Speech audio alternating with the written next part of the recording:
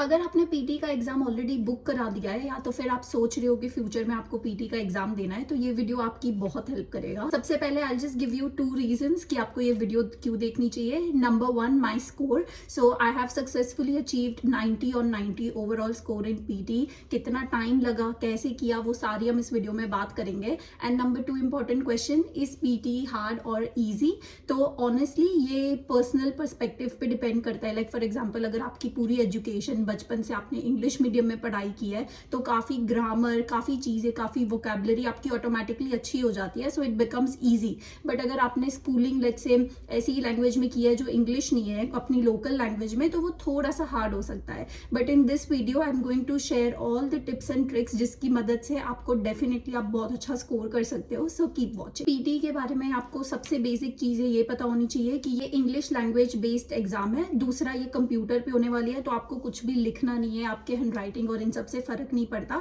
And number 3 जो सबसे basic है, इसमें आपकी 4 चीजें असेस होगी। आपका स्पीकिंग कैसा है, आपका लिसनिंग कैसा है, आपका रीडिंग कैसा है और राइटिंग कैसा है। So first tip is get a pen and paper. मैं वीडियो में लिंक कर दूंगी, बहुत सारे अच्छे लोगों ने वीडियो बनाई है जिसमें वो डिटेल में बताते हैं कि लेट्स से स्पीकिंग में क्या क्या आएगा, राइटिंग में क्या क्या आएगा, रीडिंग में क्या क्या आएगा, कहाँ मार्क्स कटेंगे, कैसे मार्क्स नेगेटिव मार्किंग होती है। तो उस चीज को आप लिखो और सबसे पहले समझो। बहुत सारे लोग क्या करते हैं, पीटी का एग्जाम बुक कराया, 2-3 चीजें की और वो एग्जाम देने चले जाते हैं। उन्हें यही नहीं पता कि कहाँ गलती करेंगे, मार्क्स कटेंगे, कहाँ क्या करना है। So first is get an overview of exam कि कैसी चीजें होगी, कितना टाइम होगा, because you know it keeps on changing. So सबसे पहले स्टार्ट करते हैं स्पीकिंग मॉड्यूल से। So the tips and tricks to ace your speaking module. सबसे पहले है यूज टेम्पलेट। तो यहाँ पे ना काफी आते हैं, जैसे डिस्क्राइब इमेज आता, रिटेल लेक्चर आता। तो डिस्क्राइब इमेज में बेसिकली आपको एक इमेज दे देंगे और बोलेंगे इसके ऊपर बोलो। बहुत सारे बच्चे क्या करते हैं, वो ऑन द स्पॉट उस पर बोलने जाते। सो लेट्स से सामने एक पिक्चर है, let's say for example house की,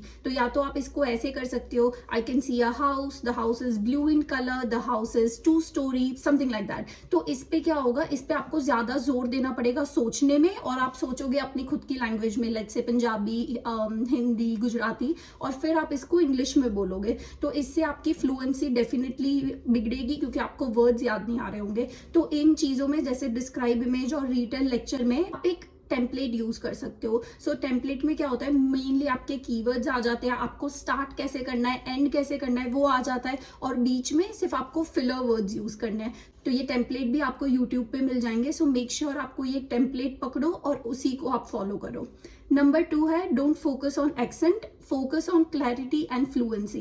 So obviously just because we are not English native speakers, तो हम लोगों का जो इंग्लिश है उसमें थोड़ा सा लाइक यू नो अपनी लैंग्वेज का एक्सेंट आ ही जाता है, एंड दैट्स ओके। वो हमारी एक्सेंट को जज नहीं कर रहे, बट आपकी फ्लुएंसी और क्लैरिटी बहुत अच्छी होनी चाहिए। सो लेट्स से फॉर एग्जांपल आप रिपीट सेंटेंस कर रहे हो, आप जितना हो सके उसको नेचुरल बोलो, rather देन आप ऐसे एक्सेंट में बोल रहे हो जो कंप्यूटर को समझ ही नहीं आ रहा। क्योंकि इट डजेंट मैटर आप कितना फास्ट बोल रहे हो, कितना एक्सेंट में बोल रहे हो, एट द एंड उसे समझ आना चाहिए, वो क्लियर होना चाहिए और फ्लुएंसी आपकी अच्छी होनी चाहिए कि कभी आप बहुत तेज नहीं बोल रहे, कभी आप बहुत स्लो नहीं बोल रहे। So that's important.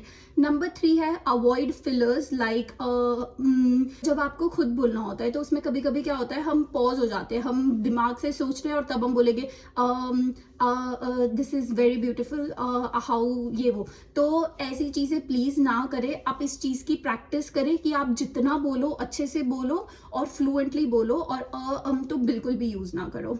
दूसरा है मेंटेन सेम टोन। काफी बार आपने नोटिस किया होगा, कुछ लोग स्टार्ट तो बहुत ही कॉन्फिडेंस से करेंगे, this is a beautiful day, I am having a nice time, whatever, पर फिर उनका जो कॉन्फिडेंस है या टोन है वो धीरे धीरे गिरने लग जाएगा या फिर दोबारा एकदम हाई हो जाएगा। तो ऐसा नहीं करना। आपको पूरी एग्जाम स्पेशली स्पीकिंग आपको एक ही टोन में देनी है, तो मेंटेन वन टोन। अगेन ये प्रैक्टिस से आएगा। 5th है प्रैक्टिस डेली। बहुत सारे लोगों को लगता है कि उनका एग्जाम लेट्स से 1 वीक 2 वीक में, जस्ट बिकॉज उन्हें इंग्लिश बेसिक तो आती ही है, काम पे यूज करते हैं, तो वो हो जाएगा। तो ऐसा नहीं होने वाला। आजकल बहुत सारी लोग मॉक टेस्ट भी देते हैं। सो लेट्स से या तो पर्टिकुलर सेगमेंट करना है या पूरा टेस्ट करना है, तो मेक श्योर आप मॉक टेस्ट देकर जाओ, तो आपको आइडिया आए कि अगर आपके घर पे ही लेट्स से 60 या 70 आ रहे हैं, सो यू नो कि एग्जाम में आपका क्या हाल होगा। So it is very very important कि आप मॉक टेस्ट देकर जाओ, and again practice daily. 6th tip है रिकॉर्ड योर सेल्फ। चाहे आप स्पीकिंग कर रहे हो, प्लीज मेक श्योर कि आप अपनी आवाज रिकॉर्ड करो और आप सुनो, आप अपने दोस्तों की हेल्प ले सकते हो ताकि वो आपको बताए आप कितना नेचुरल हो, कितना फ्लुएंट है, कितना क्लैरिटी है। क्योंकि कभी कभी क्या लगता है, हम एक ही बार कोई चीज करते हैं, हमें लगता है बढ़िया हो गई, पर फिर जब मार्क्स आते हैं तब पता चलता है कि इतनी भी बढ़िया नहीं थी, and then you have to spend money again और पूरा साइकिल अगेन करना होता है। सो जब भी आप स्पेशली स्पीकिंग कर रहे हो, मेक श्योर आपने साइड में फोन का रिकॉर्डर रखा है और आप खुद सुनो, खुद अपनी गलतियां निकालो कि ये आप अच्छा कर सकते हो। रिपीट सेंटेंस में आपको मेक श्योर करना है आप वर्ड्स तो वैसे के वैसे बोल रहे हो, बट साथ में आप उसका टोन और रिदम भी सेम ही बोल रहे हो। So let's say for example अगर कोई सेंटेंस है, oh my name is Sandy, where can I find the nearest post office, तो आप कोशिश करो, oh my name is Sandy, where can I find the post office, कि इससे बात, अगर आपके मार्क्स वर्ड्स के सेम मिल रहे हैं बट जस्ट बिकॉज आपने उसे सेम टोन और रिदम में नहीं बोला तो उस चीज पे मार्क्स कट सकते हैं। तो ये थी टिप्स स्पीकिंग के लिए। अब हम बात करेंगे अगले सेक्शन राइटिंग का। सो राइटिंग में अगेन ऐसे लिखने का आएगा, मेक श्योर आप उस टाइम पे खुद का ऐसे मत लिखने जाओ क्योंकि कोई भी रैंडम टॉपिक आ गया, तो let's say social media come use करना चाहिए या फिर सेव एनवायरमेंट या कुछ भी फॉर एग्जाम्पल, तो उस टाइम पे उस टॉपिक पे अगर आप तब सोचने जाओगे तो एक तो आप पे प्रेशर होगा कि आप सारे कीवर्ड्स उस टॉपिक के रिलेटेड आप सोचो, उसको अच्छे से लिखो, सारे पैराग्राफ कोहेसिव होने चाहिए। तो ये सारी चीजों की वजह से वहां पे टाइम नहीं होगा और आपके डेफिनेटली राइटिंग में स्कोर कमाएंगे। तो अगेन राइटिंग के लिए भी काफी टेम्पलेट्स अवेलेबल है। आप यूट्यूब पे, मैं आपको लिंक में दे दूंगी, मैंने जब अपनी पढ़ाई की थी मैंने लैंग्वेज एकेडमी के ऑलमोस्ट सारे वीडियोस को फॉलो किया था। सो अगेन वहां जाके उसका टेम्पलेट पढ़ लो, सीख लो, प्रैक्टिस कर लो कि कोई भी टॉपिक आए एग्जाम में तो आप उसी तरीके से अपना सारा ऐसे लिखो तो आपके लिए ईजी भी हो जाए। और अगेन टेम्पलेट से क्या होगा कि टेम्पलेट रेडी है, जो भी टॉपिक है आप उसके रिलेटेड बीच में चीजें फील कर रहे हो तो वो कोहेसिव और वो सारी चीजें तो टेम्पलेट की वजह से ही हो जाएगा। अदर थिंग है, keep sentences short and simple. कभी कभी क्या होता है जब हमें ये लगता है, ये मुझे लगता है उन लोगों के लिए जो ऑलरेडी इंग्लिश मीडियम से पढ़े हुए हैं, तो कभी कभी हमें लगता है कि हमें कोई चीज इतनी अच्छे से लिखनी है पर उसमें हम उसे ओवर कॉम्प्लिकेट कर देते हैं। तो keep it simple, don't try to be fancy. जो कहना चाह रहे हो लेट्स से स्पेशली ऐसे में, keep the point two point, उसको ओवर वो मत करो। द ट्रिप है कि प्रैक्टिस करो स्पेशली राइटिंग में जो समराइज रिटन टेक्स्ट है। तो लेट्स से आपको पूरा पैराग्राफ आ जाएगा ऑलमोस्ट 200-300 वर्ड्स का और उस पूरे पैराग्राफ को आपको एक लाइन में समराइज करना है। तो लेट्स से आप कोई भी एक सेंटेंस लिख दोगे बट आपको लगेगा आपने सही किया, बट फिर जब मार्क्स आएंगे पता चलेगा वो एब्सोल्युटली गलत था। सो उसमें हमें कनेक्टिव वर्ड्स यूज करने होते हैं जिससे हम थोड़ा सा ज्यादा वर्ड्स भी यूज कर पाए और हम ज्यादा अच्छे से एक्सप्लेन कर पाए उसकी समरी। तो जैसे ऑल्दो है, हाउएवर है, ऐसे अलग अलग कनेक्टर्स हम यूज करते हैं। बट अगेन ये चीज प्रैक्टिस से ही आएगी। अगर आप सोचते हो कि आप एग्जाम चले जाओगे और वहां पे जो होगा देखा जाएगा तो वो नहीं होगा और आपके डेफिनेटली मार्क्स कम आएंगे। तीसरा मोस्ट इंपॉर्टेंट है, अवॉइड स्पेलिंग मिस्टेक्स। बहुत सारे लोगों को लगता है कि जब वो प्रैक्टिस करते हैं वो ऐसे का टेम्पलेट का रट्टा मार लेंगे और एवरीथिंग, पर कुछ चीज जो रट्टा नहीं मारी जा सकती वो है स्पेलिंग्स। सो मेक श्योर आप कोई भी जब नया वर्ड सुनते हो या देखते हो कि आप उसकी प्रैक्टिस करो, स्पेशली स्पेलिंग की। बहुत सारे, मुझे लगता है जब मैं छोटी हुआ करती थी बिजनेस में कंफ्यूज होती थी, डबल एस कौन सी साइड आएगा। काफी वर्ड्स होते हैं जैसे निमोनिया हो गया, हमें लगेगा एन से स्टार्ट होगा पर वो होगा पी से, like you get it what I am trying to say. So make sure you definitely avoid spelling mistakes क्योंकि ये आपके बहुत सारे स्कोर ले जाएंगे। इवन इफ अगर आपका आंसर सही है बट अगर स्पेलिंग मिस्टेक है it goes to 0। Okay, and third है हमारा ग्रामरली यूज करो। सो बेसिकली ग्रामरली एक सॉफ्टवेयर है जिसको आप अपने फोन में या फिर लैपटॉप पे भी डाउनलोड कर सकते हो और इससे जैसे आप जो छोटी छोटी मिस्टेक करते हो ना, तो इसमें प्रैक्टिस आप ये कर सकते हो कि लेट्स से कोई भी टॉपिक है, for example we should read books daily, उस पर आपको जो भी सही लगता है आप लिखो एक paragraph, may be 100 words, may be 150 words, और फिर उसको ग्रामरली पे आप देखो। ग्रामरली यूज नहीं करना, और भी काफी ग्रामर चेक सॉफ्टवेयर और एप्स होते हैं, वेबसाइट्स होती है, उस पर चेक करो और देखो कितनी गलतियां आ रही है। वो जब आप देखोगे आपको पता चलेगा कितने ग्रामेटिकल एरर्स हो रहे हैं, कहाँ पास्ट टेंस यूज करना था, कहाँ स्पेलिंग मिस्टेक हुई है, कहाँ फ्यूचर टेंस यूज करना था, और फिर उन गलतियों को सुधारोगे। मुझे लगता है राइटिंग जो है वो one of the hard part है। अगर आप प्रैक्टिस नहीं करोगे बाकी चीजें फिर भी हो जाएगी, पर writing definitely needs practice. Next section है रीडिंग, और रीडिंग में मुझे लगता है one of the most important और हार्ड है वो है रीऑर्डर द पैराग्राफ। तो एक पूरा पैराग्राफ होगा, उसको वो अलग अलग लाइन लाइंस में डिवाइड कर देंगे और उसको फिर आपको रीऑर्डर करना है कि पहला कौन सा लाइन होगा, दूसरा कौन सा लाइन होगा, तीसरा कौन सा लाइन होगा। एंड अगेन इसमें अट्टे बट्टे कट्टे नहीं चलेगा, you will have to practice it. तो ये प्रैक्टिस आप कैसे कर सकते हो, you have to identify the link words. तो कभी कभी क्या होता है, लेट्स से फर्स्ट उसमें सारे वो जंबल कर दिया है, तो फर्स्ट सेंटेंस हमेशा कुछ ऐसा होगा जो पूरे टॉपिक को इंट्रोड्यूस करता हो, जो लास्ट सेंटेंस ऐसा होगा लेट्स से जिसमें या तो एग्जांपल्स दे दिए हो या तो फिर वो जिसको कंक्लूड करता हो कि भाई ये वो कहना चाह रहा है। अगेन लिंक वर्ड्स आपको ढूंढने पड़ेंगे जिसमें कहीं पे हाउएवर लिखा है या फिर दिस लिखा है या फिर दिस प्रूव्स लिखा है। Again this video is not about कि हर चीज पर्टिकुलर कैसे करते हैं, तो आप जरूर लैंग्वेज एकेडमी के वीडियोस डिटेल में देखना, बट मेक श्योर रीऑर्डर की तो आप प्रैक्टिस करो ही करो, क्योंकि इसमें काफी बच्चों के सबसे ज्यादा मार्क्स कटते हैं। अनदर है मल्टीपल चॉइस क्वेश्चन, तो जिसमें आपको ज्यादा सिलेक्ट करने होते हैं। लेट्स से आपने एक सही सिलेक्ट किया, एक गलत सिलेक्ट किया, तो फिर भी आपका मार्क्स 0 हो जाएगा। सो मेक श्योर चाहे मल्टीपल है, if you are sure about only 1 या ओनली 2 तो आप उसे ही सिलेक्ट करो। अगर आपको कोई आप श्योर नहीं हो उसे मत करो, क्योंकि उसमें नेगेटिव मार्किंग होती है। मल्टीपल चॉइस का एक दूसरा हैक ये भी है कि लेट्स से जिसपे आप डेफिनेटली श्योर हो कि ये तो नहीं हो सकता, उसको पहले से ही काट लो। तो फिर लेट्स से बचा आपके पास 2 या 3 या 4, तो फिर आपको दिमाग लगाना है कि इन 4 में से कौन सा हो सकता है।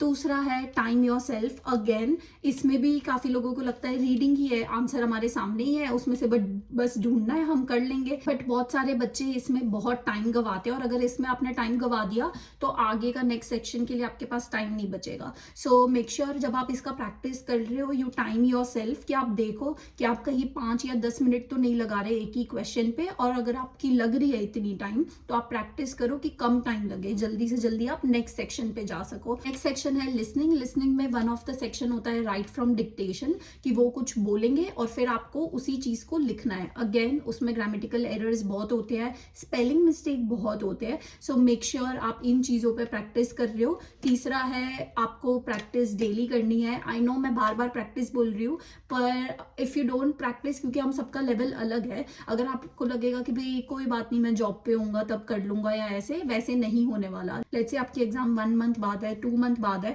आप डेली चाहे आप 15-20 मिनट्स आधा घंटा कर रहे हो, बट मेक श्योर आप हर चीज को आप प्रैक्टिस कर रहे हो, और जितना प्रैक्टिस होगा उतना ही आप एग्जाम में अच्छा कर पाओगे। अनदर टिप बहुत इंपॉर्टेंट है जो काफी लोग नहीं बताते, वो है आप जब भी प्रैक्टिस कर रहे हो, मोस्टली हर कोई फोन या फिर लैपटॉप यूज कर रहा होता है, तो हम उसका स्पीकर यूज करते हैं। प्लीज मेक श्योर आप स्पीकर यूज ना करो और हेडफोन्स यूज करो, क्योंकि एग्जाम में वहां पे हेडफोन्स होगा, और अगर आपकी आदत प्रैक्टिस की पड़ जाएगी स्पीकर पे, तो वहां पे वो आपको इशू देगा, आप उससे यूज टू नहीं होगे। सो जब भी आप प्रैक्टिस कर रहे हो लिसनिंग की, मेक श्योर आप स्पीकर पे ना करो और हेडफोन्स यूज करो।